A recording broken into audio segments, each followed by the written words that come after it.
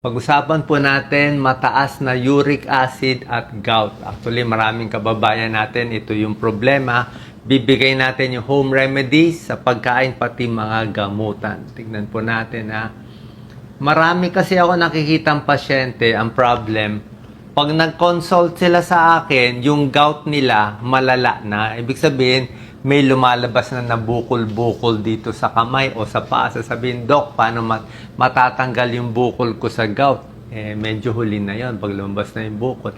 Yung iba, hindi pinapacheck ang uric acid o alam nila mataas ang uric acid nila sa blood test pero hinahayaan hanggang mamaya nasira na ang kidneys. Yan ang komplikasyon, nagbara sa kidneys, mataas na creatinine, paano pa hahabulin? Mahirap po. Kaya habang maaga pa, alam natin to. Una-una, hindi lahat ng arthritis, gout, yan mga parts.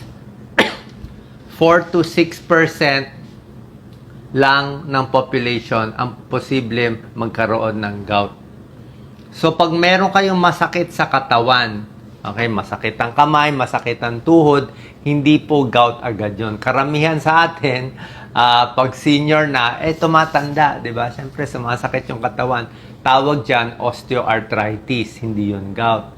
Meron ding rheumatoid arthritis, namumula-mula, medyo mas bata yun, 30s, 40s na babae. Hindi rin yung gout kasi hindi mataas ang uric acid nila. Ang gout, masasabi mo lang pag nagpa-blood test, mataas ang uric acid, at merong ngang itong mga typical na tinatamaan like yung sa paa, yung hinlalaki, madalas tamaan yan. Ang uric acid, pag tumaas, pwedeng mag-accumulate. Ayan, uric acid accumulation. Ang uric acid nakukuha sa pagkain.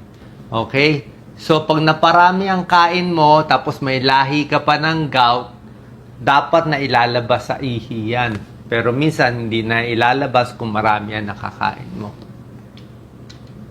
Yan, 4 to 6 population, pwede magkaroon ng gout, pwede sa paa, sa tuhod, sa ankle, sa finger, sa elbow, pwede yan. Ano ang senyales ng gout? Tulad nga na sinabi ko, mainit siya at sobra-sobrang sakit. Namamaga, namumula, mainit, at sobra-sobra sakit. Mahawakan lang, sobrang sakit. Yung iba nga, matamaan lang daw ng tela o ng kumot, masakit na. Ano dahilan? Pwedeng namamana, pwedeng katabaan, overweight, and to mga risk factors, overweight, lagi nakaupo, mataas, isip na iba, gout, di ba? Mga laman loob lang, pero hindi lang laman loob, mataas sa sugar at matatamis. Sugar, matatamis, masama sa gout. Puro kanin, high carbs, alcohol, nakakakos din ng gout. Okay? Pati medical treatment, tuturo ko mamaya. Yan. So, bago ko bigay yung mga home remedies, isure ko muna itong mga gamutan. Kasi mahalaga po yung gamutan. Yung home remedies natin, may tulong konti sa gout. Pero karamihan ng may gout, kailangan pa rin ng check-up at gamot.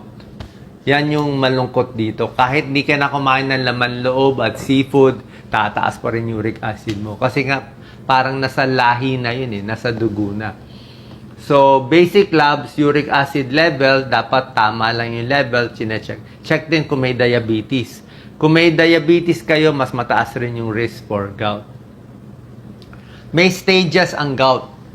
Merong wala pang sintomas at ayan, merong gout na wala pa nararamdaman, blood test lang mataas na uric acid. Yun dapat bantayan na. Yun ang gusto natin hulihin. Meron naman yung umatake na. Ang attack ng gout 3 to 10 days. From 3 days to 10 days, masakit. Pain, swelling, stiffness, redness, fatigue, at fever. Minsan may lagnat pa sa joint, sobra sakit. After 10 days, bago humuhupa. Pag chronic gout na, chronic gout, lumalabas na sa buto. Yan, nakikita na. O, ayaw natin umabot dito. Ito may sintomas, ito wala pa. Pero kahit dito, mag-iingat na tayo. At kung mataas talaga, bibigyan na ng gamot. Bibigay ko na yung gamot. Actually, hindi nyo naman ito mabibili. Pero gusto ko makita nyo yung buong gamutan. Hindi naman, kasi may tao, makukuha sa diet, sa pagpapapayat, pero maraming tao babagsak pa rin dito. Okay? So, sa chronic gout, pag umatake na yung gout, umaatake siya. Pag umaatake, binibigyan natin colchicine. Okay, punta kayo sa doktor nyo, colchicine, pain reliever.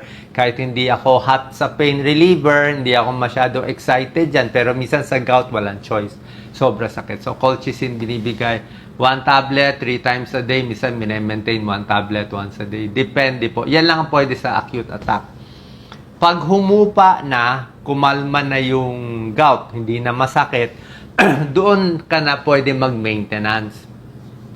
Dalawa usually option ngayon. Merong mas mura na mas lumang gamot.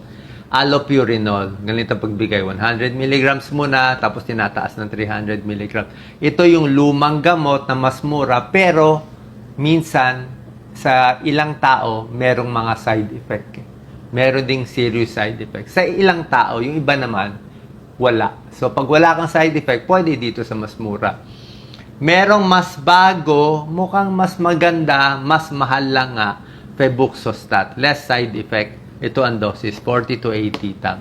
So, depende sa doktor nyo kung ano pipiliin. Usually, maintenance para bumaba yung uric acid. Kasi pag mataas ang uric acid, ibig sabihin, nagbubuo yung crystals, baka magbara sa kidney, mag-kidney failure, mag-dialysis.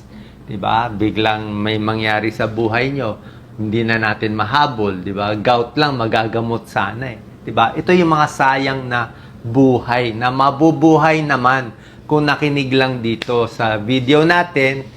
Kung nagpa-check up sa doktor, takot naman magpa-check up sa doktor. So, dito muna sa video. Pag na-convince ko kayo, doon kayo magpapa-check up. Sa rheumatologist, hanap kayo rheumatologist. Mas gusto ko sakto na sa kanya para expert siya. Ano yung mga bawal kainin? Ito talaga bawal kung may gout kayo. Laman loob. Yan talaga mataas sa purine. Pag mataas sa purine, magiging uric acid. Pag kinain mo, yan, sasakit ang joints. Lahat. Lahat. Bopis, dila. Nako, masarap lahat. Red meat. Actually, beef ang pinakaayaw niya eh. Beef. Pork, beef steak. Ang pork, pwede na. Chicken, pwede na. Pero mas mataas daw ang beef. Pero bawas-bawas din sa meat.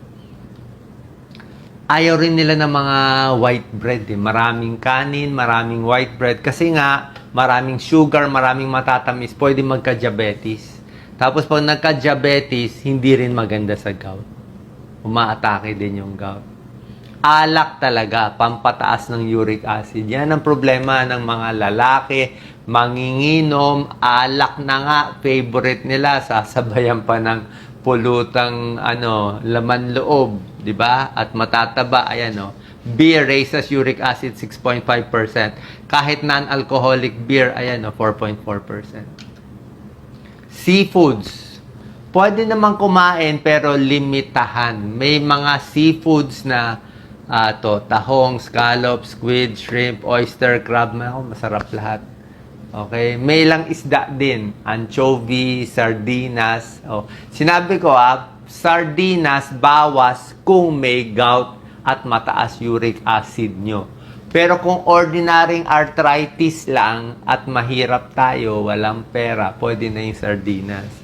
Diba? Pang-gout lang yung bawal ang sardinas. Okay? Bawas. Maraming kasi nagkakamali, sasabihin masakit ang katawan ko, gout na agad. Hindi naman agad gout eh. Iba yung gout eh. Yung gout mataas ang uric acid tsaka matindi yung sakit. Baka yung arthritis nyo dahil nagbuhat ng mabigat o dahil overweight. Tulad na sinabi ko, mga matatamis iiwasan din. Ito yung mga pagkain na iiwasan, beer, alcohol, di ba sinabi ko sa inyo, matatamis, laman loob, seafoods, yan, shellfish, shrimp. Ito yung mga good foods for gout. Tingnan natin yung mga okay Ang papakita natin ngayon, low purine diet. Diba? Ano maganda sa low purine diet? Nabababa ang uric acid, bababa ang timbang mo, mababawasan ng gamot mo. Pero baka may gamot pa rin. At least mababawasan yung dosis. Pero tulad na sinasabi ko, kahit ilimit mo to, malaking tulong. Pero minsan, hindi pa rin totally gagaling. Okay? I-check nyo pa rin uric acid nyo. Let's say, 10. Sobra taas. Dapat mga 6 lang. So, pag bumaba lang ng 9 at 8 sa diet, kailangan nyo dagdagan ng gamot konti. Diba? May tulong pa rin to. Diba? Para hindi masyado mataas ang dose ng gamot nyo, less side effect. Hindi siya cure. At minsan, parang hirap ka kumain kasi nga konti lang ang allowed. At pati sa isda, kailangan mo rin ng omega-3. Baka mabawasan ka ng omega-3. Vitamin C, maganda. Okay? Pakwan, maganda rin. Citrus fruits, lahat yan. Medyo napapababa niya ang uric acid level. Itong vitamin C. Mas maganda sa prutas. Pwede vitamins na tableta, pero mas maganda sa prutas kasi marami siyang antioxidant. Low-fat yogurt, gatas, low-fat milk, pwede din. Okay? Kasi may protein siya eh. Medyo nabawasan ka ng protein, di ba? Kasi sa karne, sabi nga natin, yung protein nun, mataas uric acid. Ito at least protein, hindi mataas uric acid. Hindi mataas ang purines. Avocado, maraming antioxidant, maraming vitamin E, maraming healthy fats, at anti-inflammatory. Cherries, wala tayong cherry eh. Pero napakaganda ko na sa ibang bansa. Anthocyanins, anti-inflammatory. Beans, okay? Sinasabi ng rheumatologist, hindi bawal ang munggo sa gout at mga beans at yung halo-halo. Halo-halo yung matamis ang iniiwasan. Pero yung beans kasi, protein siya. Tsaka vegetable protein siya, hindi siya ganun kasama sa gout. Pwede siya. Ang ayaw nga natin, karne, laman loob, alak, at matatamis. Pero yung beans, good source of protein. Hindi rin tayo pwede walang protein. Kaya pwede ang beans. Lean protein, pwede. Yung chicken, fish, at yung laman. At limited. Tubig, napakahalaga. Ito yung nakakalimutan ng maraming mataas ang uric acid, hindi uminom ng tubig. Ang recommended nga nila, 3 litro eh. 3 litro. 12 glasses. Pag acute attack nga, yung iba sabi hanggang 4 na litro. Pero sa atin, 3 litro, pwede na. 3 liters is 12 glasses of water. Tulad na sinabi ko, ang uric acid lumalabas sa ihi. Kaya mas marami kang iinumin na tubig, bababa din yung uric acid mo. Yan, tubig. Kape rin daw pwede, pero hindi mo naman pwede damihan yung kape kasi magpapalpitate ka rin. So, tubig napakaganda. Pwedeng lemon water, calamansi water, di ba? Vitamin C, maganda rin. Well hydrated para sa gout. Siyempre, pagdating sa carbohydrates, gusto nila high fiber. Gulay, brown rice, wheat bread, konti, mas gusto nila yan. Complex carbohydrates. Mani, pwede rin naman. Yan. Tapos yung mga prutas na hindi ganun katatamis. Losing weight, very important. Mas payat, mas hindi umaatake ang gout. Bababa din uric acid level. Nasa dami din ng kain yan eh. Okay? And finally, lab ko nga sinasabi, papacheck tayo sa rheumatologist, siya susundin nyo, payo ko lang to, pinakita ko na yung mga gamot, tapos yung mga pagkain pwede, mga pagkain iiwasan natin, kasi nga ito yung kinakatakot ko. Pag hindi natin inalagaan at binantayan yung gout, masisira ang joints nyo. Pangit, maglalabasan, hindi alas mahirapan. Normally, hindi maoperahan din eh. Kasi nakadikit na yan sa buto eh. No? Pwede mag-kidney failure, mag-dialysis. Pwede ma-heart attack, pwede ma-stroke. So maraming komplikasyon itong gout na gusto natin iwasan. Sana po nakatulong tong video. God bless po sa inyo lahat.